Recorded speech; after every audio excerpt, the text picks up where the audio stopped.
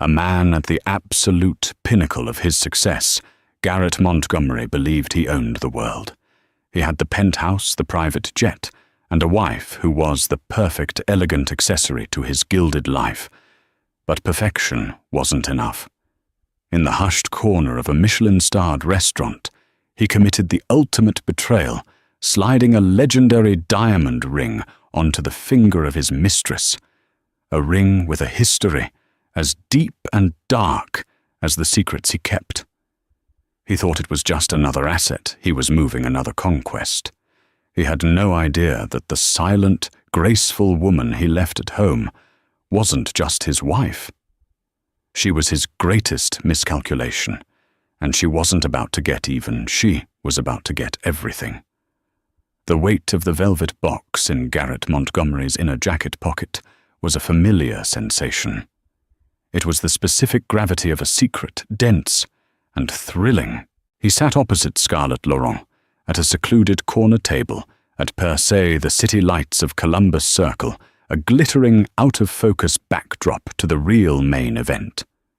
Scarlett was 26 in age, that felt both impossibly young and dangerously ambitious. Her eyes, the color of warm honey, were fixed on him, reflecting the candlelight and a hunger he found intoxicating. "You've been quiet tonight, Garrett," she murmured, her fingers tracing the rim of her wine glass. The wine was a 1998 Chateau Margaux, a bottle he'd had the sommelier retrieve from the restaurant's private cellar. It was a wine that cost more than most people's monthly rent, a casual display of the power he wielded. Garrett offered a practiced, charming smile, just admiring the view. He wasn't talking about the city. He was the CEO and founder of Apex Innovations, a tech behemoth he had built from the ground up. His face was a regular feature on the covers of Forbes and Wired. He was 48 years old, with a mane of silvering hair he kept impeccably styled, and the lean, predatory physique of a man who fought time with personal trainers and sheer force of will. He had everything, including a wife, Aurelia, who was, in his estimation, the perfect corporate spouse. She was beautiful, poised from old money, and completely uninterested in the brutal mechanics of his business world. She ran charities, hosted flawless dinner parties, and looked stunning on his arm. She was predictable, and for Garrett, predictability bred complacency. Scarlett was the antidote to that complacency. She was a fiery, unpredictable variable in the otherwise sterile equation of his life. "I have something for you," he said, his voice dropping to a conspiratorial whisper. He slid the box across the starched white linen. Scarlett's perfectly glossed lips parted in a silent gasp. She didn't open it immediately, instead, savoring the moment her eyes locked on his. She knew the game. This wasn't a gift of love. It was a transaction. It was a retainer for her time, her affection, her discretion. Garrett. She breathed, her fingers finally closing around the box. She lifted the lid. Inside, nestled on a bed of black satin, was the ring. It wasn't just a ring. It was a landmark.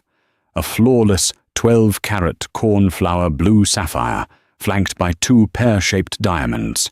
It was known as the Star of Jaipur, a legendary stone that had been auctioned at Sotheby's just last week, a piece once owned by Indian royalty. The news of its sale for a staggering $4.2 million had been a small item in the society pages. Tears welled in Scarlett's eyes. Genuine or not, it hardly mattered. They served their purpose. I don't know what to say. It's a piece of history. And now it's a piece of you, Garrett said, smoothly feeling the familiar surge of power that came with such a grand gesture. He was bestowing a fortune, a legend, upon this girl, binding her to him with its impossible value. He helped her slide it onto her finger. It looked magnificent, a beacon of impossible wealth. "Don't wear it everywhere," he cautioned. "It's a special occasion piece. Every moment with you is a special occasion," she purred, leaning across the table to kiss him, the cold stone of the ring pressing against his cheek. Later that night, as Garrett's driver navigated the quiet, tree-lined streets toward his Central Park West penthouse, he felt a pang of something he couldn't quite name. He checked his reflection in the darkened window of the Maybach. He looked tired.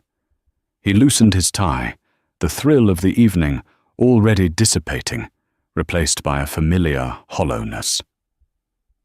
When he entered the sprawling apartment, the silence was absolute. The lights were dimmed, casting long shadows across the museum-quality art and minimalist furniture. Aurelia was in the library, bathed in the soft glow of a reading lamp. She was curled in a large armchair, a heavy-looking book in her lap. She looked up as he entered, her expression serene. Aurelia Dubois Montgomery was a woman of quiet, deliberate grace. Her beauty wasn't flashy like Scarlett's. It was timeless, sculpted from generations of wealth and breeding. Her dark hair was pulled back into a simple chignon, and she wore a simple silk robe. At 45, she seemed to exist outside the frantic grasp of time that so terrified Garrett. "You're late," she said. It wasn't an accusation, just a statement of fact. Her voice was low and calm. Board dinner ran long. "You know how it is."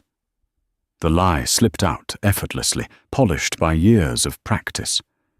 He leaned down to kiss her, but she subtly turned her head so his lips met her cheek. It was a small gesture, almost imperceptible, but it was a wall. He'd been feeling those walls go up more and more lately. How was the benefit planning, he asked, moving to the bar to pour himself a scotch. Productive. We finalized the catering with Jean-Georges, she replied, her eyes not leaving her book.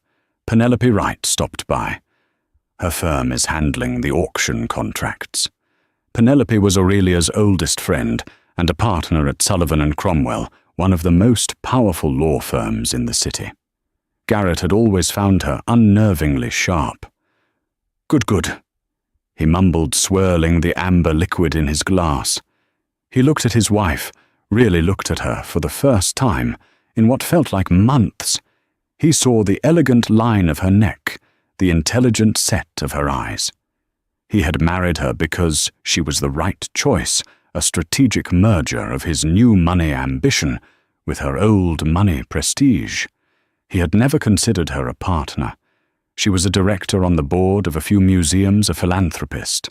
He handled the real world, the world of hostile takeovers and stock options. She handled the world of floral arrangements and seating charts. He felt a sudden, inexplicable urge to confess, to tell her about the ring, about the hollowness, about everything. But the moment passed. It was easier to maintain the fiction. It was safer. "I'm heading to bed," he said, draining his glass. "Big day tomorrow. We're closing the Neuralink acquisition." "Of course," Aurelia said, finally looking up from her book. Her eyes were clear and steady, revealing nothing. "Sleep well, Garrett." He walked out of the library, leaving her in her pool of soft light. He was the king of his world, a master of the universe. He had just handed over a multi-million-dollar treasure to his mistress and lied to his wife's face without flinching. He felt no guilt. He felt nothing at all. And in that vast, empty feeling, he failed to notice the title of the book Aurelia was reading, The Art of War. Aurelia waited until the sound of the master bedroom door clicked shut, a definitive, solid sound that echoed the closing of a chapter. She sat motionless for a full 10 minutes, her senses attuned to the quiet hum of the penthouse. The only sound was the faint traffic noise from the streets below and the rhythmic beating of her own heart. She closed her book, marking her page, and set it deliberately on the side table. The war she was studying was not one of swords and shields, but of leverage and information. She walked not to her own bedroom, but down the long art-lined corridor to Garrett's private study. It was his sanctuary, a space of dark wood, leather, and technology that she rarely entered. The room smelled of his cologne, and a faint, metallic scent of ambition. Her destination was a large, steel-grey safe concealed behind an abstract painting by Gerhard Richter. She knew the combination. It was the date their first and only child, a son, would have been born had he survived the pregnancy 20 years ago. The irony of Garrett using a date of shared tragedy to secure his private treasures was a cruelty so profound it had long ago ceased to sting, hardening instead into a cold, hard stone in her gut. Her fingers, steady and sure, turned the dial. A soft click and the heavy door swung open. Inside were neat stacks of bearer bonds, several high-end watches, in their cases property deeds and a collection of jewelry boxes. Most were from Graf Harry Winston Cartier, but her eyes went directly to the long, dark blue box from Sotheby's. It was exactly where she had seen it 2 weeks ago, when she'd retrieved her mother's pearls. She lifted the lid. The black satin interior was empty. The indentation where the star of Jaipur had rested was a perfect, sapphire-shaped void. It wasn't a shock. It was a confirmation. Aurelia felt no rage, no hot flash of betrayal. What she felt was a chilling, crystalline clarity, the kind that comes after a long fever has broken. For years she had lived in a state of willful ignorance, choosing to interpret the late nights, the sudden business trips, and the emotional distance as the necessary sacrifices for his monumental success. She had played her part, the supportive, unquestioning wife, because it was easier than confronting the truth. But the truth had now presented itself in the form of an empty box. This wasn't his first affair. She was not that naive. But this was different. The others had been fleeting, disposable distractions. This ring, this specific, historically significant, publicly auctioned ring. This was a statement. It was an act of breathtaking arrogance, a slap in the face, delivered with a diamond-encrusted glove. He hadn't just cheated. He had liquidated a piece of their shared assets, a piece of her history to do it. The ring had been purchased through a family trust fund. Her father had established a trust, of which Garrett was the acting manager. It was legally and morally half hers. She closed the safe, spun the dial, and slid the Richter painting back into place, her movements fluid and silent. The next morning she met Penelope Wright at a quiet cafe on the Upper East Side, far from their usual haunts. Penelope, with her razor-sharp bob and eyes that missed nothing, listened intently as Aurelia recounted her discovery, her voice never rising above a calm, measured tone. "The Sotheby's auction," Penelope said, stirring her espresso. "I remember reading about it. The anonymous buyer. So it was him. He used the Dubois family trust to make the purchase Aurelia stated. The quarterly statement came yesterday. A single wire transfer to Sotheby's for $4, $2,000 to $15,000, including the buyer's premium." Penelope's eyebrows shot up. "He used your family trust, Aurelia. That's not just marital infidelity. That's a flagrant breach of fiduciary duty. We can crucify him for that alone." "No," Aurelia said, her gaze firm. "A messy public divorce is what he expects. He'd throw money at it, drag me through the mud, paint me as a bitter, scorned wife. The tabloids like the New York Post would have a field day. He would control the narrative, and in the end, I'd walk away with a handsome settlement, and he'd continue on unblemished." "I am not interested in a settlement, Penny. I'm interested in a reckoning." Penelope leaned back, a slow, admiring smile spreading across her face. She had known Aurelia since they were roommates at Vassar. She knew the brilliant strategic mind that Aurelia had deliberately kept hidden behind a facade of social grace. Aurelia's father, the late Jean-Paul Dubois, had been a titan of industry, a shrewd investor who had taught his daughter far more about balance sheets than flower arrangements. A reckoning, Penelope repeated the word, tasting like victory. "What did you have in mind? Apex Innovations is his identity, his lifeblood, his soul, Aurelia said, her voice dropping lower. He built it, and he believes it is an extension of himself. He's become arrogant, so convinced of his own genius that he's surrounded himself with sycophants. His board is packed with old friends who rubber-stamp his decisions. He's over-leveraged on the Neuralink acquisition. I've seen the financials he foolishly leaves on his desk. He thinks he's untouchable. She paused, taking a sip of her tea. I want to take it away from him. Penelope stared at her, the full, audacious scope of the plan dawning on her. This wasn't about divorce. This was about utter annihilation. Aurelia Apex is a public company, valued at over $20 billion. To take a controlling interest. My personal inheritance from my father, separate from the marital assets, and the trust Garrett controls is substantial. Aurelia interrupted calmly. The portfolio is managed by J.P. Morgan Private Bank. It's valued at just over $2.8 billion. It's been sitting there quietly growing for 20 years. Garrett knows it exists, but he's never known the specifics. He thinks of it as my rainy day fund. Penelope's legal mind was racing, connecting dots, seeing pathways. With that as collateral, we could secure a line of credit of 5, maybe 6 billion. We could set up a series of offshore shell corporations, begin acquiring shares on the open market. Slowly, quietly. He'll see the trading volume, but he'll never trace it back to you. Exactly, Aurelia said. He'll blame a hostile bid from a competitor, maybe Oracle or Salesforce. He'll look for enemies outside the gates, never once thinking to check the citadel itself. This is a declaration of war. Aurelia Penelope warned, her expression serious. Once we start, there is no turning back. It will be brutal.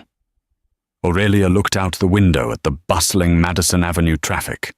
For 20 years she had been a silent partner. Her intelligence and insight dismissed her inheritance, treated as a quaint hobby. He had taken her for granted, and now he had taken from her.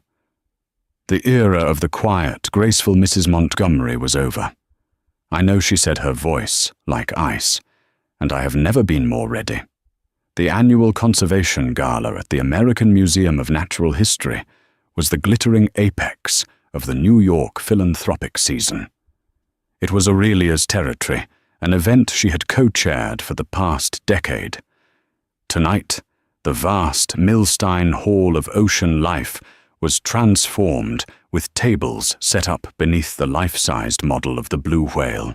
The air hummed with the sound of discreet gossip, clinking champagne flutes, and the quiet, ferocious networking of the city's elite. Aurelia was a vision in a custom Oscar de la Renta gown of deep sapphire blue, a color she had chosen with deliberate, painful irony. Diamonds dripped from her ears and circled her throat, her own diamonds from her mother's collection. She moved through the room with an effortless grace, a warm smile for a bank CEO here, a shared laugh with a senator's wife there. She was the perfect hostess, the picture of serene elegance. Garrett stood by her side, looking pleased with himself. He loved these events. They were a stage for him, a chance to be seen as not just a ruthless tech mogul, but a benevolent pillar of the community. He was basking in the glow, accepting compliments on Apex's soaring stock price, completely oblivious to the predator standing beside him in designer silk. "You've outdone yourself this year, darling," he murmured, squeezing her arm. "The place looks incredible." "I do my best," she replied, her smile never faltering, though his touch felt like a brand. Her eyes were scanning the room, not for donors, but for one specific guest. She knew Scarlett would be here. Garrett had secured her a ticket through a corporate sponsorship for a small up-and-coming art gallery she nominally worked for. It was a classic move, hiding in plain sight. She spotted her near the bar holding court with a group of younger tech investors. Scarlett was wearing a crimson dress that was cut daringly low, a stark and deliberate contrast to the old money conservatism that filled the room. She was a splash of new, loud colour in a muted classic painting. And on the fourth finger of her left hand, catching the light from every angle, was the star of Jaipur. It was not a subtle piece of jewellery. On her hand, it was a declaration, a weapon. Aurelia watched as Scarlett began to move through the crowd, her path a calculated spiralling trajectory that was leading inevitably to them. Garrett saw her too. A flicker of panic crossed his face, quickly masked by a wooden smile. "Aurelia, let's go say hello to the Barclays," he said, trying to steer her away. In a moment, Garrett Aurelia, said, her voice soft but unyielding. She stood her ground, her gaze fixed on the approaching redhead. "I see someone I simply must greet." Scarlett arrived, her smile a mix of feigned innocence and pure triumph. "Garrett, and you must be Aurelia," she gushed, extending her hand. "I'm Scarlett Laurent. I've heard so much about you. It's an honor to finally meet you. This event is just breathtaking." Aurelia took her hand, her grip surprisingly firm. Her eyes met Scarlett's, and then travelled with theatrical slowness down to the magnificent ring. She held Scarlett's hand for a moment, longer than was comfortable, her thumb gently brushing against the massive sapphire. Ms. Laurent Aurelia said, her voice clear and carrying in the small space around them. "What an extraordinary piece of jewellery, a true connoisseur's item." Scarlett preened her plan, working to perfection. "Oh, thank you. It was a gift. From a very, very generous admirer." She glanced at Garrett, a sly, proprietary look in her eyes. Garrett's face was a mask of forced neutrality. He looked like a man standing on a landmine, afraid to move a single muscle. Several people nearby had begun to notice the quiet drama unfolding, their conversations trailing off. Aurelia finally released Scarlett's hand, but her eyes, cold and analytical, remained on the ring. "The Star of Jaipur. If I'm not mistaken," she continued, her tone as pleasant as if she were discussing the weather. "From the Maharaja of Patiala's collection. I followed the auction at Sotheby's with great interest. A fascinating piece. Its history is rather turbulent. It's said to bring great fortune to whoever possesses it, but terrible ruin to whoever steals it. Or I suppose to whoever receives it under false pretenses." The smile on Scarlett's face faltered. The air grew thick with unspoken meaning. Garrett's jaw was clenched so tight, a muscle ticked violently.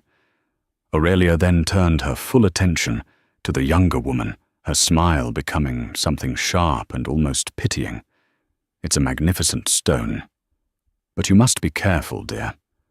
A ring of that size and significance requires a certain stature to wear. On the wrong hand, it can look less like a gift and more like a transaction, almost vulgar." The word hung in the air, a perfectly delivered stiletto.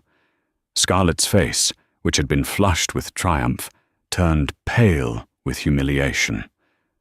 The onlookers quickly averted their eyes, pretending to be engrossed in their canapes. Without another glance at Scarlett, Aurelia turned to her husband. "Garrett, darling, you promised me a dance." She looped her arm through his and gently pulled him toward the dance floor, leaving a stunned Scarlett standing alone, the multi-million-dollar ring on her finger, suddenly feeling as heavy and as cheap as a piece of glass. As they swayed to the music, Garrett's grip on her was painfully tight. What the hell was that? He hissed, his voice a furious whisper. "You were trying to embarrass me." Aurelia leaned her head against his shoulder, her voice a placid murmur against his ear. "Was I? I was simply making conversation. I thought you'd be proud. You always said you wanted me to take more of an interest in your acquisitions." He pulled back, searching her face for any sign of anger, of tears, of the hysterics he had prepared himself to handle. but he found nothing. Her expression was perfectly, terrifyingly serene. It was like looking into the calm, placid blue of a lake and knowing that just beneath the surface the depths were icy cold and infinitely deep. He had come tonight, expecting to manage a potentially awkward situation. He realized now, with a dawning sense of dread, he couldn't comprehend that he had not been managing anything. He had just walked blind and smiling straight into the opening salvo of a war he didn't even know had been declared. The Monday after the gala, the silent war began. In a nondescript office in the Cayman Islands, a newly formed entity named Athena Holdings executed its first buy order for 50,000 shares of Apex Innovations. The transaction was a drop in the ocean, completely unnoticed by the market. The next day, another entity, Nemesis Capital, registered in Delaware, bought 75,000 shares. Over the next 3 months, this pattern continued with relentless, ghost-like precision. A network of 12 shell corporations managed by Penelope Wright's most discreet associates and funded by Aurelia's J.P. Morgan credit line began to systematically absorb Apex stock. They bought in small, irregular blocks at different times of day through various brokers, creating a trading pattern so diffuse and chaotic it was almost impossible to trace back to a single source. It was a masterpiece of financial camouflage. Aurelia, meanwhile, played her part to perfection. She continued her life as Mrs. Montgomery, with a placid, almost beatific calm. She attended her charity board meetings, oversaw the redecoration of their Hamptons estate, and hosted a dinner party for the French ambassador. To Garrett, her behavior after the gala was baffling. He had expected an explosion, a confrontation. Instead, he got nothing. A polite, distant coolness had settled between them, a chasm of unspoken words he was too arrogant and too cowardly to cross. He wrote it off as a prolonged sulk, a feminine Cold War he could wait out. His focus was on his company. Strange things were happening at Apex. The trading volume is up 18% over the 90-day average, but the price is barely moving, said David Chen, Garrett's CFO, pointing at a complex chart on the large screen in Garrett's office. It's death by 1,000 cuts. Someone is accumulating a massive position, but they're being incredibly careful not to spook the market and drive up the price. Garrett stared at the data, a knot of anxiety tightening in his stomach. It's got to be a competitor. Ellison over at Oracle, maybe, or Benioff at Salesforce. They'd love to get their hands on our AI patents. We've had our people at Goldman Sachs run the analysis, David said, adjusting his glasses. They can't find a trail. The buy orders are coming from everywhere and nowhere. It's the most sophisticated stealth accumulation they've ever seen. Whoever this is, they're not just rich. They're brilliant. Garrett slammed his fist on his mahogany desk. Brilliant and gutless. Why not just launch a tender offer? Make a real play for the company instead of skulking in the shadows. He was agitated, paranoid. He started seeing threats everywhere. He snapped at his assistants, questioned the loyalty of his board members, and spent sleepless nights staring at stock tickers. The Neuralink acquisition, which should have been his crowning achievement, had stretched the company's finances thin, making it vulnerable. The debt they had taken on was substantial. A sudden dip in stock price or a hostile takeover bid now would be catastrophic. The pressure was also affecting his relationship with Scarlett. Their clandestine meetings became less about passion and more about his frantic, obsessive monologues about market fluctuations and corporate espionage. "I just don't understand why you're so worried," Scarlett said one afternoon in the sterile, modern hotel suite Garrett kept for their trysts. She was examining her reflection, admiring the star of Jaipur on her finger. "You're Garrett Montgomery. You'll crush them." "It's not that simple, Scarlett," he snapped, pacing the room. "This isn't a street fight. It's a chess game, and my opponent is a ghost." He looked at her, truly looked at her, and for the first time, her youth and lack of sophistication grated on him. She couldn't grasp the scale of the threat he was facing. Her world was a simple one of gifts and admiration. His was a complex, brutal ecosystem of power and capital. They were speaking different languages. The thrill was gone, replaced by a growing irritation. Meanwhile, in her quiet library overlooking Central Park, Aurelia was playing the game with the precision of a grandmaster. Every evening, Penelope would send over an encrypted file containing the day's acquisitions and a market analysis from a team of ex-McKinsey consultants she had hired. Aurelia studied the reports, cross-referencing them with the Apex quarterly earnings reports and shareholder documents Garrett left lying around his study. She learned the rhythms of her husband's company, its strengths, its vulnerabilities. She knew which board members were loyalists and which ones were merely opportunistic.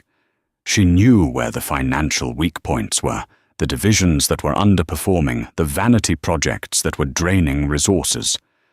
"We're at 4.7%, Penelope reported during one of their secure video calls. "Once we cross the 5% threshold, we'll be legally required to file a 13D with the SEC. That's when the ghost shows its face. "Not yet," Aurelia said. "Garrett holds 22% of the company. The board and loyal executives hold another 15%. The rest is held by institutional investors and the public.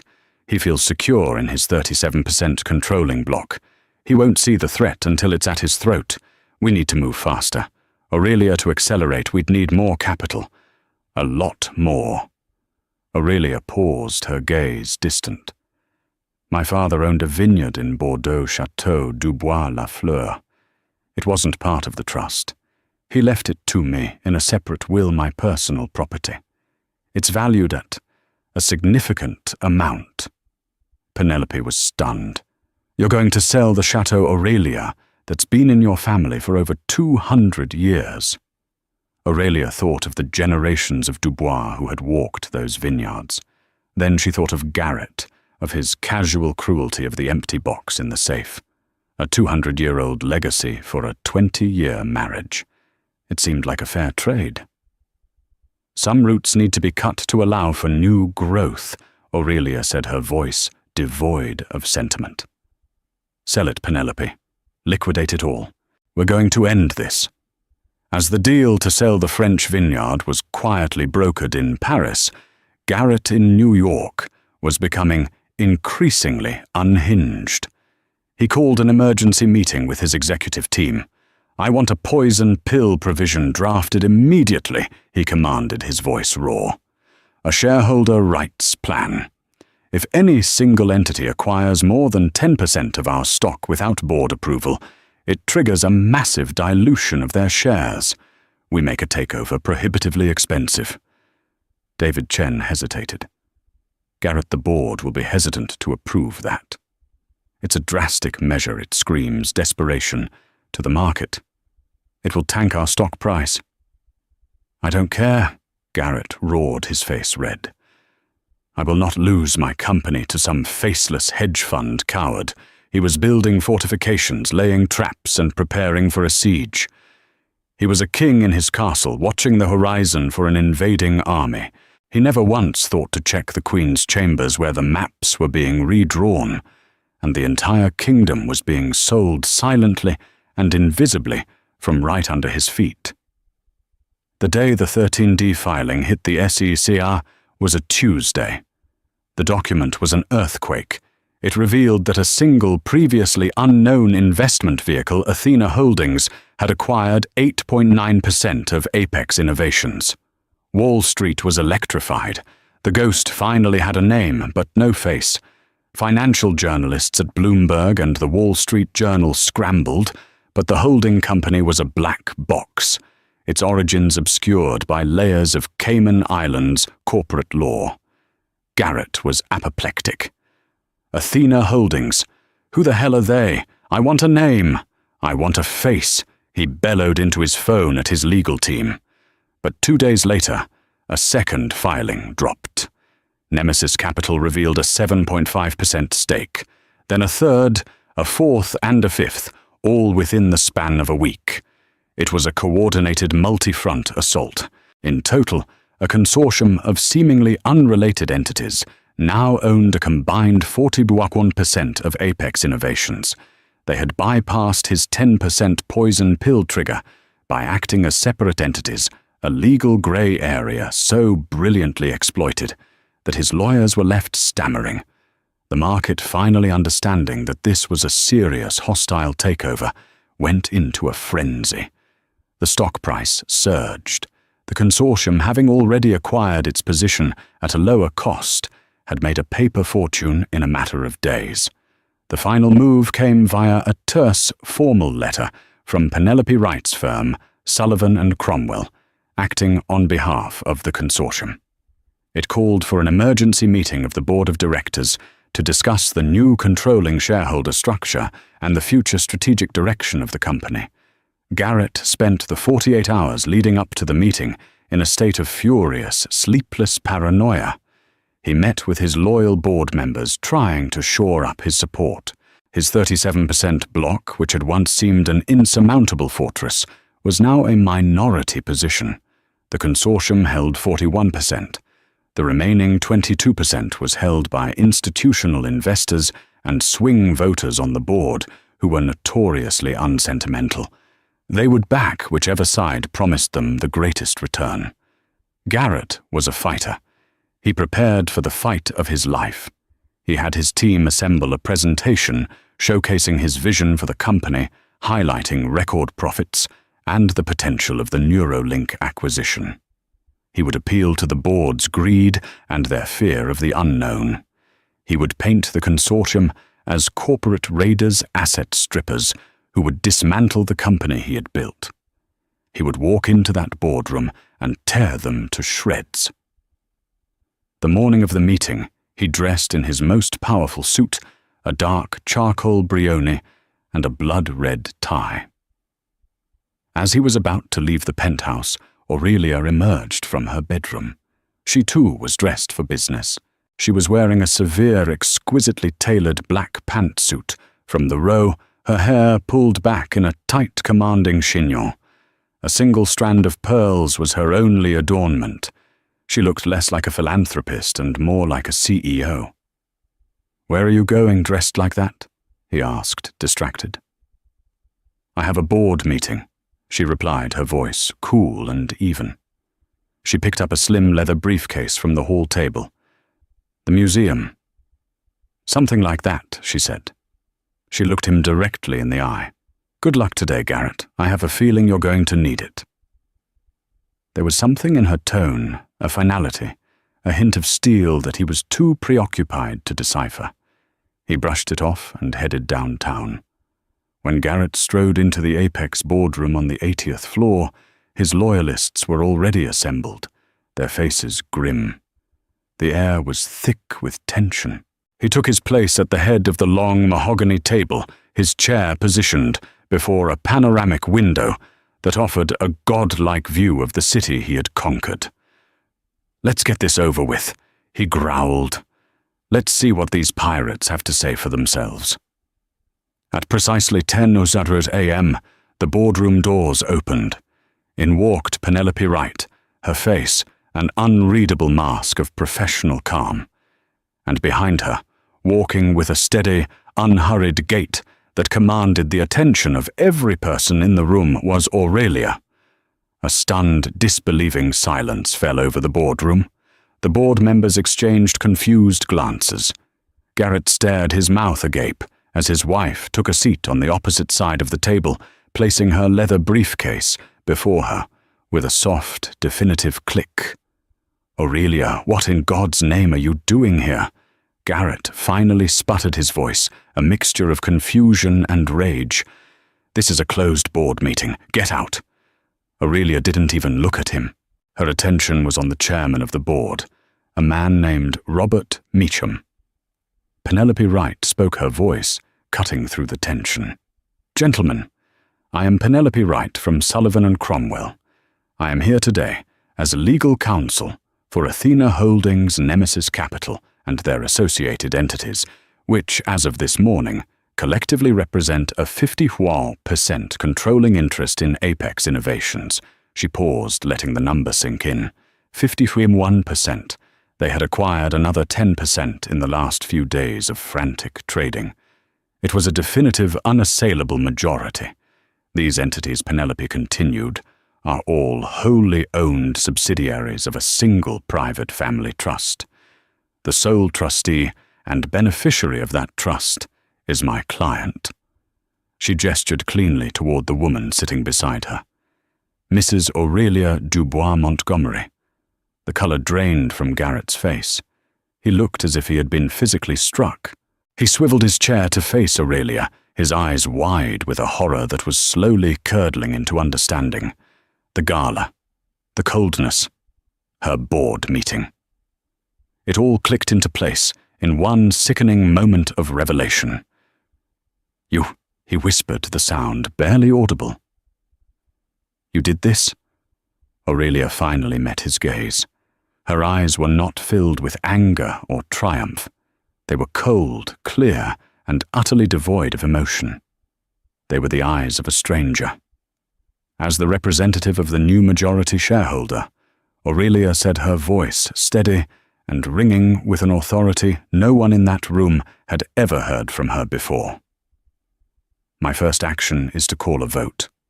A vote on the immediate removal of Garrett Montgomery as chairman and chief executive officer of Apex Innovations for cause citing gross mismanagement and breach of fiduciary duty." She opened her briefcase and slid a thick, bound document across the polished table toward the chairman. "You'll find a detailed account of Mr. Montgomery's use of company funds and marital assets for non-corporate purposes, including the purchase of significant unapproved gifts. A copy of the Sotheby's receipt for the Star of Jaipur is on page 3. Garrett was speechless. He was suffocating. His throne was tilting on its axis. He looked around at the faces of the board members. He saw no loyalty there now. He saw only the cold, hard calculation of men shifting their allegiance to the new center of power. They were looking at Aurelia. Robert Measham cleared his throat, avoiding Garrett's pleading gaze. "A motion has been made by the majority shareholder. Do I have a second?" A hand went up. Then another, and another. Garrett Montgomery, the titan of tech, the master of the universe, sat in his chair, utterly defeated, as he was clinically and efficiently erased from the company that he had once considered his soul. His executioner was the one person in the world he had never not for a single second considered a threat. His wife. The drive back to the penthouse was a silent, suffocating ordeal. Garrett sat in the back of the Maybach, staring blankly at the city rushing past. The world outside the car was the same, but his place in it had been fundamentally and irrevocably altered. He was no longer Garrett Montgomery, CEO of Apex. He was just Garrett Montgomery. The name felt hollow, stripped of its power. Aurelia sat opposite him, her posture perfect. Her gaze directed out her own window. She hadn't said a word since the vote. She hadn't needed to. When the elevator doors opened directly into their apartment, Garrett stormed out, his shock finally erupting into a tidal wave of rage. He whirled on her as she calmly stepped into the foyer. "How could you?" He roared, his voice echoing in the cavernous space. "My own wife. You conspired behind my back. You schemed, you plotted to destroy me. For 20 years, Aurelia, 20 years of marriage." Was it all a lie? Aurelia set her briefcase down on a marble console table. She took off her jacket, draping it neatly over a chair. She was in no hurry. She was in complete control. A lie, she repeated, her voice dangerously quiet. She turned to face him, and for the first time, The mask of calm cracked, revealing the raw, wounded fury that had been simmering for years. You want to talk about lies, Garrett? Do you want to talk about the bored dinners that ended at dawn, the business trips to St. Bart's with your executive assistant?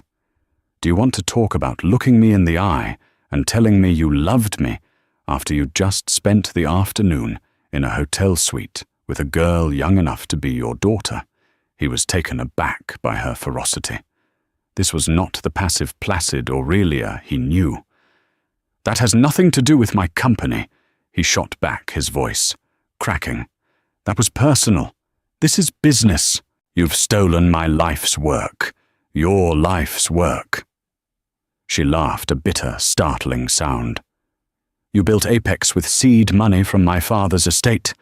You leveraged my family's name and connections to get your first meetings at Goldman Sachs. You secured the patents for your initial algorithm by acquiring a small firm owned by a friend of my father's. Apex wasn't just your life's work, Garrett. It was built on the foundation of my life, my family, my inheritance. I was a silent, uncredited partner from the very beginning. You just never bothered to notice. Every word was a perfectly aimed blow, dismantling the myth of the self-made man he had so carefully constructed. And then she continued, her voice dropping, becoming laced with a pain so deep it was terrifying. You took money from a trust established by my father, a trust that contained my history, my security, and you used it to buy a trinket, a multi-million-dollar bribe for your mistress.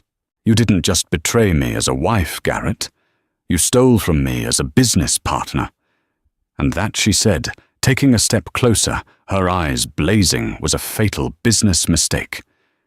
He was deflated, the rage draining out of him, replaced by a desperate, pathetic pleading. Aurelia, please, we can fix this. I'll end it with Scarlett. I'll do anything. Don't do this. Don't take my company. It's not your company anymore. She stated the finality of the words like a death sentence. And you are mistaken about what this is. This is not a negotiation. This is an accounting for 20 years of being underestimated, for 20 years of being a decorative object, for 20 years of being patted on the head and told not to worry my pretty little head about real work. The accounting is now complete. The debt has been paid. She walked past him, heading toward the master suite. My lawyers have already filed for divorce. They will be in touch with yours. I will be staying in the penthouse. You, I believe, still have the key to your hotel suite. I suggest you use it. The fallout for Scarlett Laurent was swift and brutal. The day after the board meeting, her phone lit up with calls from Garrett. She ignored them. She was no fool. She read the news alerts from the Wall Street Journal. Garrett Montgomery ousted from Apex in shocking boardroom coup, led by wife Aurelia Montgomery. She knew instantly that her meal ticket had expired. Garrett was no longer a king. He was a liability. Her brief, glorious flight into the stratosphere of New York society was over. Her only remaining asset was the star of Jaipur. She took it to a private jeweler on 47th Street, a man known for his discretion. She needed to liquidate it fast. She imagined the millions of dollars she would get enough to set her up for life, a handsome severance package for her services. The jeweler examined the ring under a loupe, his face grim. The stone is magnificent, he said. But there is a problem. What problem? Scarlett asked, her heart beginning to pound. I made some calls. It seems Sullivan and Cromwell, on behalf of the Dubois Family Trust, has placed a lien on the stone. They have filed a legal claim stating it is stolen property purchased with misappropriated funds. No reputable dealer in the world will touch it. It's a 12-carat, $4 million paperweight. In fact, possessing it could make you an accessory to a crime. Scarlett stared at him. the blood draining from her face. The ring, her symbol of triumph, was now a trap. Aurelia hadn't just disarmed her, she had turned her own weapon against her. Scarlett was left with nothing but a worthless, beautiful rock and the bitter taste of being a pawn in a game far more complex than she had ever imagined. She had flown close to the sun, and her wings, it turned out, were made of nothing more than glass. The first 100 days of Aurelia Montgomery's tenure as CEO of Apex Innovations were a masterclass in corporate leadership. The business world, which had initially viewed the takeover as a sensational, tabloid-worthy divorce drama, was forced to sit up and take notice.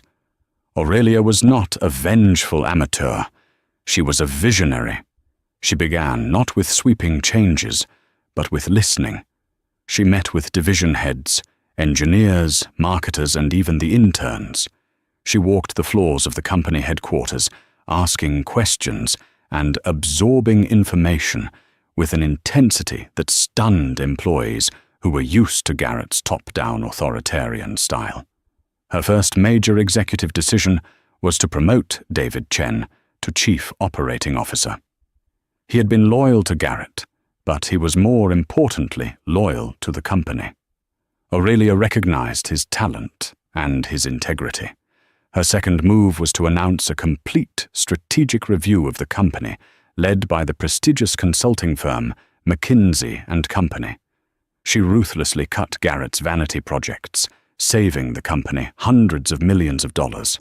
She renegotiated the terms of the Neuralink acquisition debt, using her old family connections at JP Morgan to secure a more favorable interest rate.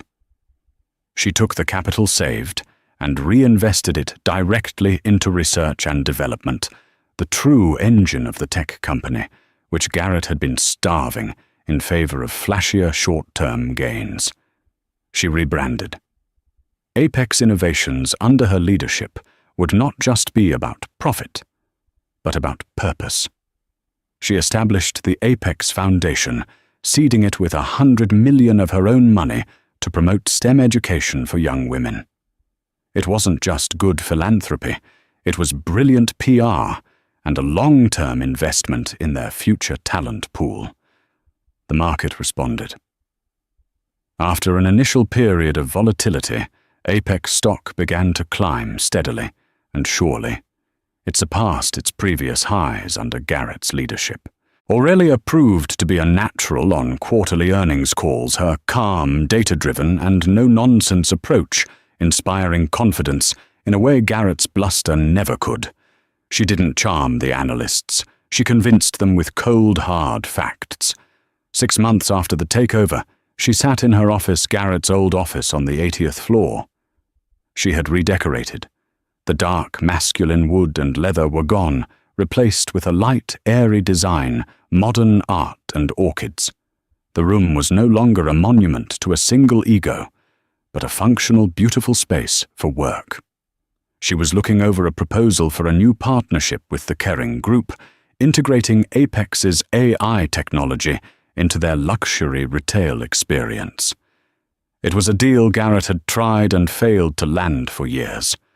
Aurelia had secured a meeting with François-Henri Pinault himself. Her phone buzzed. It was a notification from Google Alerts, a small article in Vanity Fair's online society column. It was a brief mention of Garrett Montgomery, spotted at a bar in Miami looking gaunt and a shadow of his former self. The divorce had been finalized, leaving him with a fraction of the fortune he once commanded. He was a man untethered from the source of his power and identity, adrift in a world that no longer revered him. Aurelia read the sentence and felt a surprising lack of emotion. There was no joy, no schadenfreude, no lingering anger. There was only a quiet sense of closure, the feeling of closing a long, difficult book and placing it back on the shelf. His story was over. Hers was just beginning. She put the phone down and turned back to the window. The panoramic view of the city, once Garrett's symbol of conquest, was now hers. But she saw it differently. He had seen a kingdom to be ruled. She saw a network of possibilities, a landscape of connections, a future to be built. The power she held was not the power of possession, but the power of creation. She had not stolen his company. She had liberated it. And in doing so, she had finally completely liberated herself. Aurelia Montgomery's story is a chilling reminder that the most dangerous opponent is the one you never see as a competitor. It's a tale not just of revenge, but of reclamation of a woman taking back the power, the credit and the future that was quietly stolen from her over 2 decades. She didn't just break out of her gilded cage. She dismantled it, sold it for parts, and used the profits to build an empire. It forces us to ask what happens when quiet strength decides to stop being quiet. And in a world of high-stakes business and personal betrayal, what would you have done? Would you have walked away with a settlement? Or would you have demanded the entire company as payment if this story of justice and spectacular revenge captivated you? Make sure to hit that like button, share it with someone who loves a story where the underdog comes out on top, and most importantly, subscribe to our channel. We have many more tales of intrigue, karma, and incredible real-life drama coming your way, and you won't want to miss a single one.